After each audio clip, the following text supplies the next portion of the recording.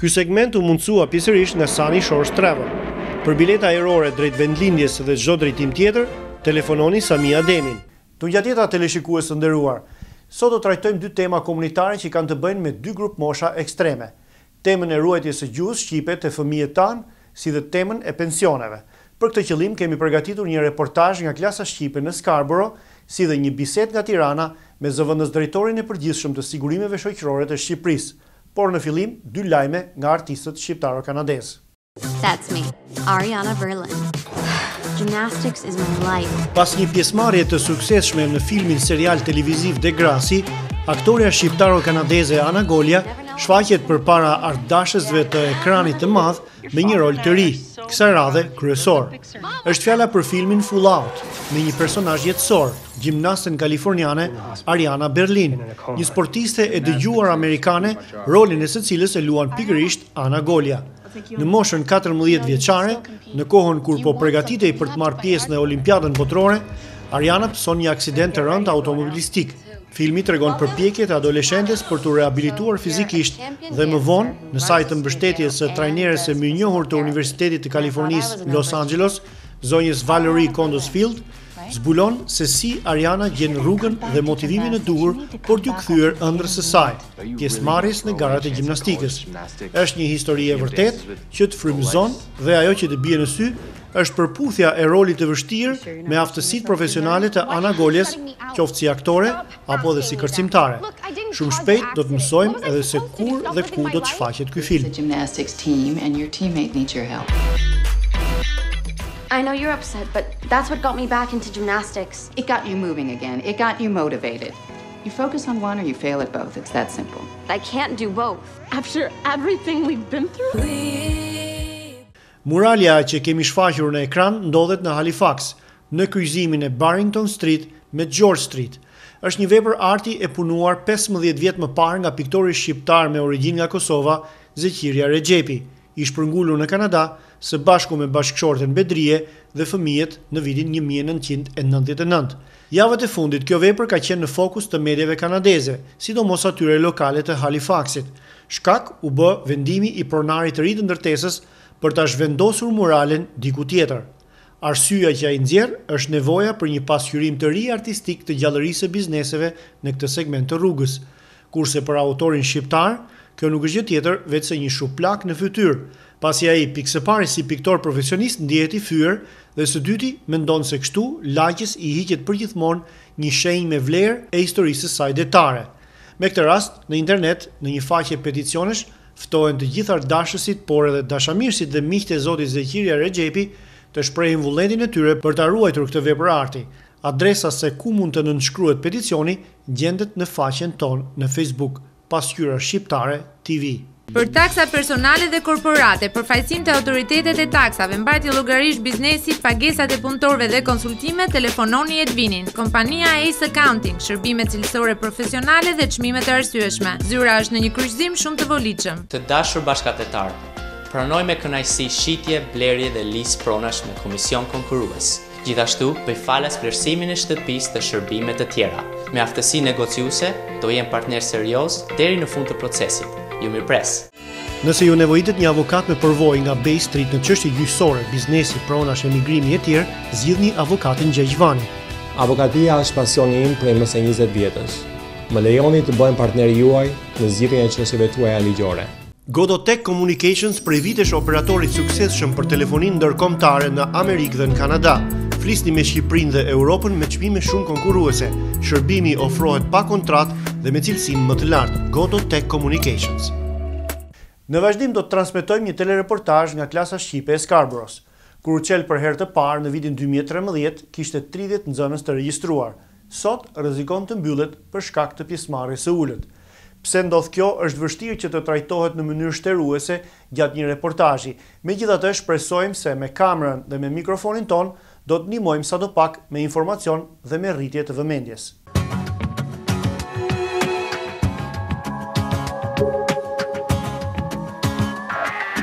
Sa vjeç je?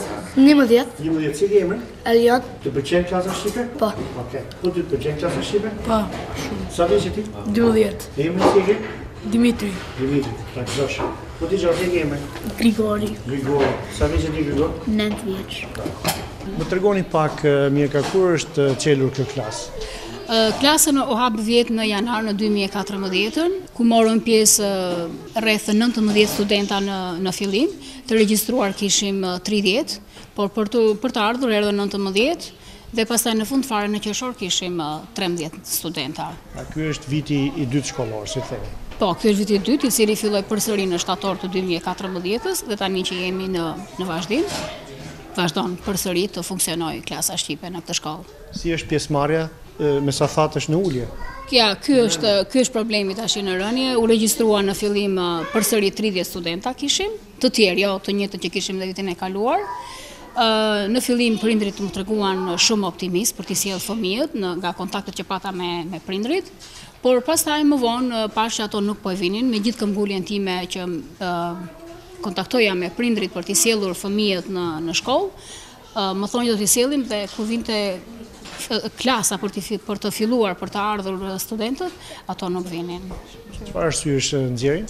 Këtë nuk është një përgjigje e thjeshtë, është komplekse për faktin se prindrit janë shumë të zënë me punë. Gjithashtu i kanë regjistruar fëmijët në kurse të tjera, si te kursi i notit, në skating, në të tjera kurse, dhe janë më të interesuar që fëmijët të mësojnë të kenë më tepër aftësi në këto fusha, se sa në gjuhën shqipe. Një farë nënvlerësimi e shikoj nga ana e prindërve, nuk bëjnë atë sakrificën e duhur për t'i sjellur fëmijët në klasat shqipe. Ju këtu në klasë fëmijët i keni pak a shumë të njëjtës moshë apo ka dhe disnivele moshesh? Ka shumë disnivele moshash. Fillojnë nëse e vure re, domethënë kemi që nga junior kindergarten, që ne i quajmë parashkollor të moshës 4 vjeçare, të moshës 5 vjeçare, kemi të klasës së parë, të klasës së dytë, deri në klasën e 7. Megjithatë unë kam gjetur anën për ta menaxhuar klasën, megjithëse ka këto disnivele, them se këto nxënës që vinë i pëlqen domethënë që të vinë në klasë. Çuka pik, të kam shoke, të kam pik. Ç'po bën kështu? Ti skriba dru me dru. Krimin unë e kam armik, sepse është shumë i lik. Se haxhe dhe e lëkurë, në për lule, në për drurë. Çuka pik, qi bën krimbat more mik, i që kith unë pik, ta me qojnë në çuka pik. Leteret për qarë, globi rëtullohet, fluturojnë bite, gjithë kontinente, jatë dhe ujtë, ja për mes katërsi, Shqipëria ime, ja ku është. Si e strukturoni orën e mësimit? E filloj nga më e thjeshtat, që ti është ideja që ti përfshit e gjithë në mësim, duke e bërë interesante edhe për moshat e mëdha, por edhe për moshat e vogla, duke filluar nga e thjeshta, dhe pasaj duke e ndërlikuar në mënyrë që edhe të mëdhenjt të ndihen të përfshirë në këtë proces. Kujt metodologjie pedagogjike i referoheni, abetareve, librave nga Shqipëria, apo i përshtasni vetë ato, çfarë bëni? Po, kam abetaret nga Shqipëria. Kur kam qenë në Shqipëri kam blerë shumë materiale, sepse e kisha në pikësynim të hapja një klasë shqipe. Ato u blenë domethënë përpara se të hapesh kjo klasa. Edhe për faktin se unë punoj edhe si supply, domethënë si mësuese e dispozicionit për gjuhën shqipe, sa herë kishte që mungonte në një mësues, unë i zëvendësoja ato, dhe duke patur këto në mendjen time, në një të ardhmë të hapja klasën shqipe, dhe unë paraprakisht i bleva këto libra. Kam blerë librat e abetares, një 2-3 kopje, kam blerë fletore e pune në mënyrë që ato të punojnë në klasë. Dhe gjithashtu kam marrë edhe leximin e gjuhës shqipe të klasës 2 të 3 deri në klasën e 6, sepse e di që ca fëmijë mësojnë që në shtëpi, dhe kanë gjyshër në shtëpi dhe kanë të avancuar, dhe unë dua t'i përfshi dhe këta duke i ngranuar që të lexojnë sa më shumë dhe të mundohen ta tregojnë atë histori me fjalët e tyre, që ti të praktikojnë shqipe sa më shumë. Ka nxënës që vinë pa njohuri fare të shqipes? Po, kemi domethënë këtu në klasë që nuk din fare shqip. A ju ndjekin ata kur ju flisni? Në fillim, orët e para ka shumë të vështirë, po pastaj domethënë kjo vështirësi sikur është e shuar, ato janë më të ingranuar, ndihen si më të familiarizuar me gjuhën shqipe. Është mirë që ta bëjmë gjuhën tonë të nënës, të jemi të mësojmë fëmijët që të dinë njëri me tjetrin se kush janë, pe ku kanë erdhur, Unë jam lindur këtu edhe jam shumë e gëzuar që është hapur kjo shkolla që t'i mësojmë fëmijët të sa më shumë. Edhe unë do t'ju bëj thirrje të gjithë shqiptarëve që janë në Kanada prej kohësh apo të sapo erdhur. Është gjë e mirë që fëmijët të vazhdojnë të flasin shqip. Bëni një përpjekje dhe mos lejoni që klasa tonë të mbyllet. Unë dua të përfitoj nga rasti që të gjithë prindrit që kanë fëmijë nga mosha 4 deri në 14 vjeç, t'i sjellin fëmijët në klasat shqipe, jo vetëm në Toronto, por në të gjithë Kanadan. Kjo është në të mirën e tyre, sepse do të ndihmojë në komunikimin e brezave, sidomos të fëmijëve me gjyshërit dhe me gjyshet, të cilët e kanë shumë vështirë të komunikojnë. Faleminderit. Faleminderit që erdhët. Ku gjallim ma të vegon, edhe të dore zaja, pikru më ladator. E jam për i gjyshes, ku gjallim ma të vegon, edhe të dore zaja, pikru më ladator. Ladator,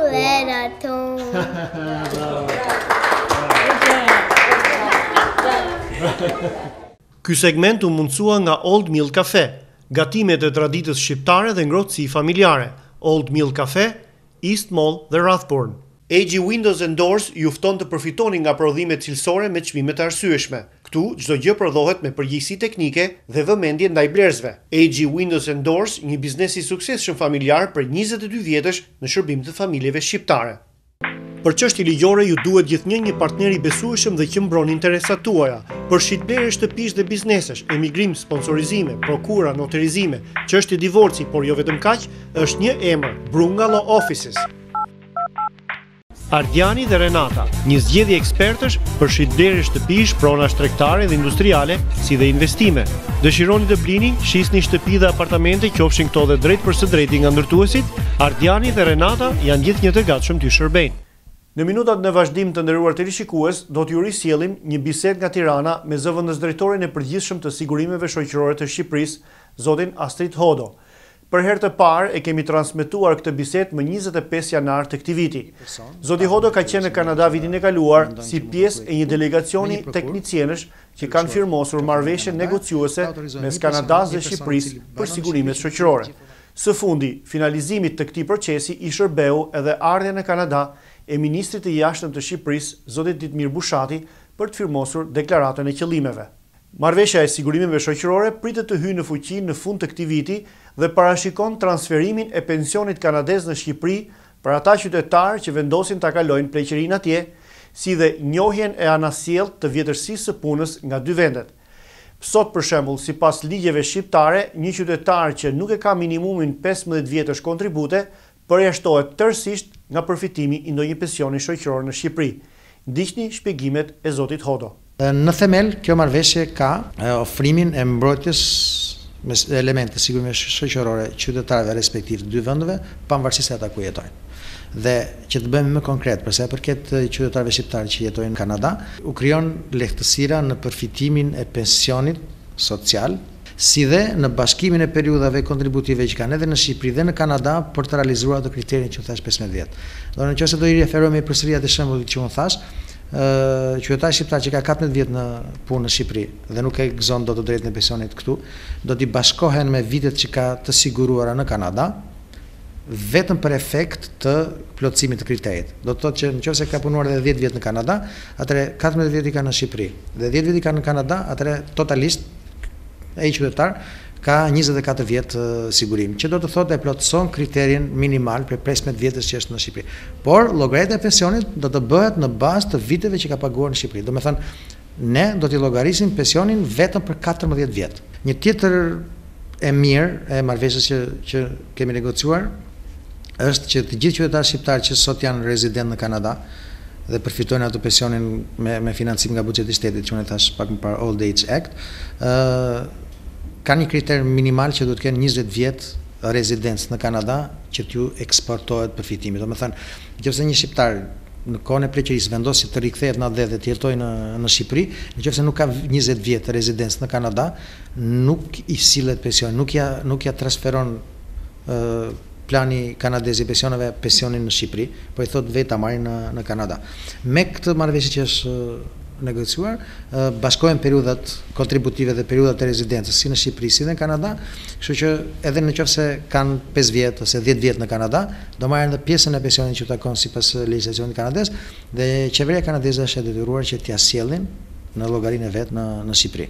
Aktualisht që marrëveshja nuk ka hyrë në fuqi, nuk është në shkuar dhe nuk ka hyrë në fuqi, të gjithë qytetarët shqiptarë të cilët kërkojnë të përfitojnë një pension nga skema shqiptare, duhet që të paraqiten pranë agjensive të sigurimit shoqëror në Shqipëri, ose të autorizojnë me prokur një person të afërm me tyre ose njëri që ata mendojnë që mund të kryejë këtë punë, me një prokur të lëshuar qoftë nga Kanada, të autorizojnë një person i cili banon në Shqipëri që të kryejë të gjithë formalitetet për llogaritë të tij, domethënë që të nënshkruajë kërkesën, të sjellë dokumentat e nevojshme. Me hyrjen në fuqi të marrëveshjes, dhe kjo është një anë tjetër pozitive e marrëveshjes, është që të gjitha veprimet për llogaritë të palës shqiptare, domethënë për llogaritë të skemës shqiptare, një qytetar shqiptar mund t'i kryejë pranë zyrave të pensioneve në Kanada.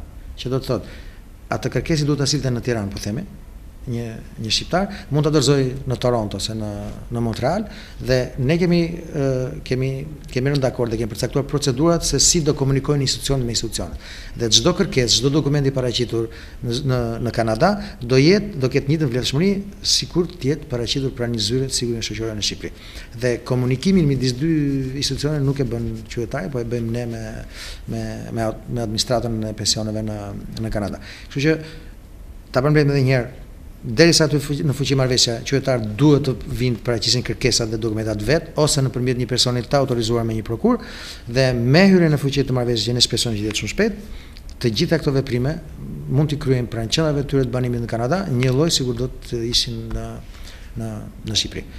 Ka dhe disa aspekte tjera marrëveshje që ka të bëjnë me shkëmbimin e informacionit, të cilat në thelb, kjo marrëveshje në thelb ka lehtësimin e procedurave për qytetarët, ofrimin e përfitimeve në kohë reale dhe pa shpenzime ekstra, si dhe garantimin e mbulimit me elementë sigurimit shoqërore në të dy vendet respektive, pa u mbivendosur përfitimet, pavarësisht nga shtetësia ose nga nacionaliteti. Ky segment u mundsua pjesërisht nga kompania shqiptaro-kanadeze BND Financing. Për kredi personale, pronash apo biznesesh, BND Financing ka gjithmonë një zgjidhje për ju.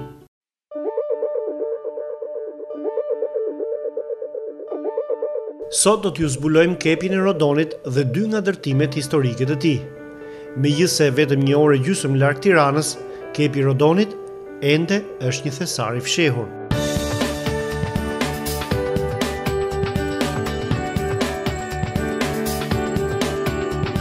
Pasi përshkojmë gati gjysmën e autostradës Tiranë-Durrës, në fshatin Maminas marrim Majtas. Rruga kalon në një zonë fushore kodrinore me fshatra të begata. Kepi Rodonit është një rrip toke në formë gadishulli që mbyll gjirin e Lalzit në pjesën veriore të tij.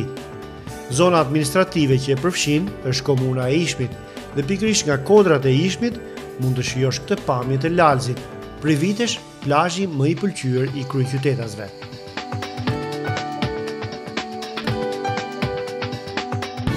Rruga për në kepin e Rodonit ngjitet në kodër dhe kur arrin lartësinë maksimale, kupton se kepi nuk është gjë tjetër veç se një rrip toke në formë gadishulli, që në të djathtë mbyll një tjetër gjë, atë të drinit.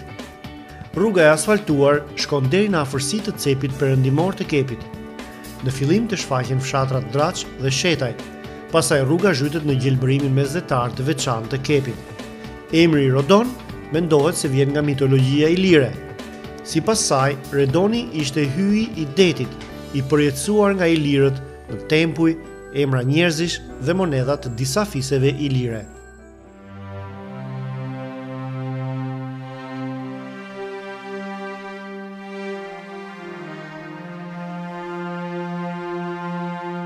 Misteret ilire të zonës mbeten ende për t'u zbuluar, por diçka na mbërrin sidoqoftë nga kohët e vjetra. Është kjo kishë katolike. Daton shekullin e 13 pikërisht në kohën kur ndërtimet ishin të stilit romanesk. Që mbahet ende në këmbë është një mrekulli e shekujve, por edhe e vullnetit të ambasadës gjermane që pagoi shpenzimet e rinovimit në fund të viteve 90. Gojdhëna thot që motra e Skënderbeut, Mamica, ka shpenzuar një pjesë të madhe të kohës në këtë kishë. Kisha mban emrin e Shën Andout, pra Shën Antoni.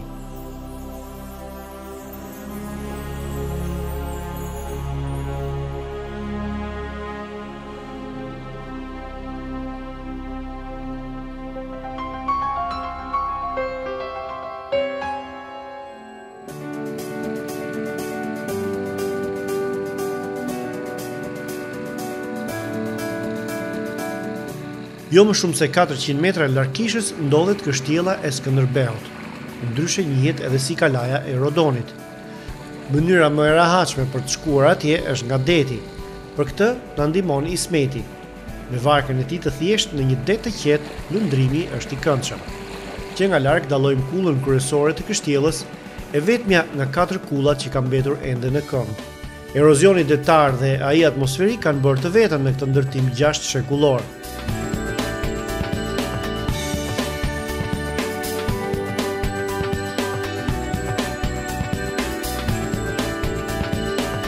Kështjella është ndërtuar nga Gjergj Kastrioti Skënderbeu rreth viteve 1451-1452, pikërisht pas fuqizimit të kontrollit të tij mbi Arbëri.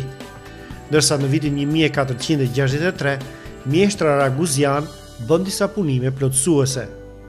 Roli i kështjellës ishte i dyfisht. Në radhë të parë, t'i jepte Gjergj Kastriotit dalje në det, në një territor kryesisht të kontrolluar nga venecianët, dhe së dyti, të shërbente si pikë komunikimi me zjarre me kështjellën e Krujës. Për këtë qëllim mendohet ketë shërbyer kjo kull, tashmë e shkëputur nga pjesa tjetër e ndërtimit.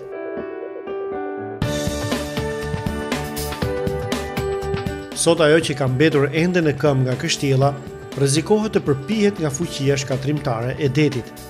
Një pjesë e historisë më të lavdishme të Shqipërisë do të zhduket kështu përgjithmonë nga faqja e dheut, nëse qeveritë shqiptare nuk gjejnë dot kohën dhe burimet e nevojshme për t'i zgjatur jetën kësaj perle të Shqipërisë.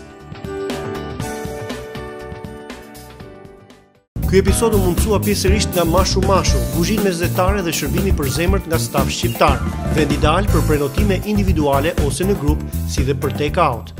Albanian Families Association me qendër në Toronto vazhdon traditën e turneut vjetor të golfit. Si vjet, ky turne do të mbahet në klubin e golfit Turtle Creek, që ndodhet në adresën 11660 Guelph Line në Campbellville. Biletat për person kushtojnë $140 dhe përfshin karrot elektrike, drekën dhe darkën. Gjithashtu do të organizohen edhe ankande në heshtje, si dhe do të shpërndahen çmime llotarie. Në ekran janë emrat e personave ku mund porositen biletat. Mirëpriten edhe sponsor.